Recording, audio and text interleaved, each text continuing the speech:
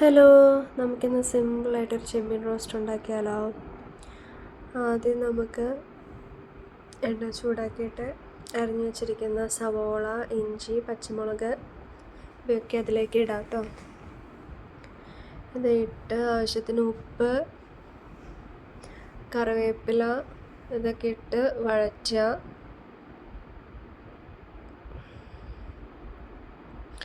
അപ്പോൾ വെളുത്തുള്ളി ആദ്യമേ ഇടാൻ പറ്റുന്നവർ ആദ്യം ഇടണേ.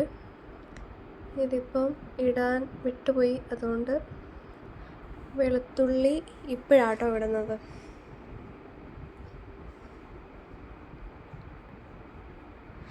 പിന്നെ സവോള ജസ്റ്റ് ഒന്ന് കുറച്ചുകൂടെയൊക്കെ വഴറ്റി കഴിയുമ്പം തക്കാളി അരിഞ്ഞിടണം.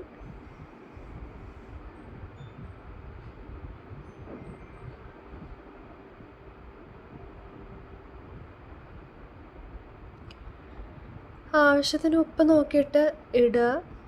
ഇനി നമുക്ക് പൊടികൾ: മഞ്ഞൾപ്പൊടി, മല്ലിപ്പൊടി, മുളക് പൊടി, പിന്നെ കുറച്ച് കാശ്മീരി മുളക് പൊടി,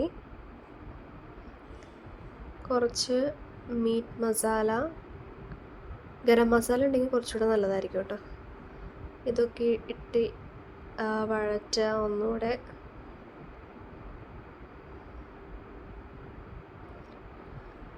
അപ്പോൾ കുറച്ച് വെള്ളം ഒഴിക്കുക. പിന്നീട് ഇനി നമുക്ക് ചെമ്മീൻ കുറച്ച് നേരം വേവിക്കണം. ഒരു 20 മിനിറ്റ് എങ്കിലും വേവിക്കുന്നത് നല്ലതായിരിക്കും കേട്ടോ. വലിയ ചെമ്മീനാണെങ്കിലും ചെറിയ ചെമ്മീൻ്റെ കളയാൻ പറ്റുമെന്നറിയില്ല.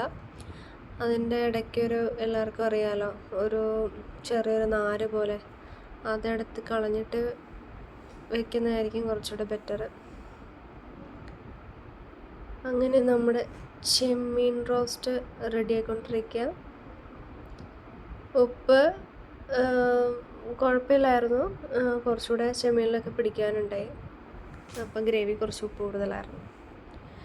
ചപ്പാത്തി ആട്ടോ ഇതിൻ്റെ കോമ്പിനേഷൻ. ചപ്പാത്തി, ചെമ്മീൻ റോസ്റ്റ്, സാലഡ്, വെജിറ്റബിളായിട്ട് വെണ്ടയ്ക്ക, പിന്നെ ഇത്തിരി മീൻകറിയുടെ ബാക്കിയുണ്ടായി. ഇതെല്ലാം കൂടെ കൂട്ടിയാട്ടോ ഞങ്ങളുടെ ഡിന്നറ്. ഞാനിവിടെ ശരിക്കും പി ജിയിലാട്ടോ നിൽക്കുന്നത്. ആലുവ അടുത്താണ് ഈ പി ജി. ഇവിടുത്തെ ആൻറ്റി നല്ല അടിപൊളി സൂപ്പറാണ് കേട്ടോ. നമുക്ക് നല്ലൊരു ഹോംലി അറ്റ്മോസ്ഫിയറാണ് ഇവിടെ. ആൻറ്റി കുറച്ച് ചോളം കൂടി പുഴുങ്ങി വെച്ചിട്ടുണ്ടായിരുന്നു, അതും എടുത്ത് പെറുക്കി തരുവാണ് കേട്ടോ. അപ്പോൾ ആൻറ്റിയുടെ സിമ്പിൾ ചെമ്മീൻ റോസ്റ്റ് വിത്ത് ചപ്പാത്തി കൊള്ളാട്ടോ. പെട്ടെന്നാണ് ഉണ്ടാക്കിയ ആൻറ്റി.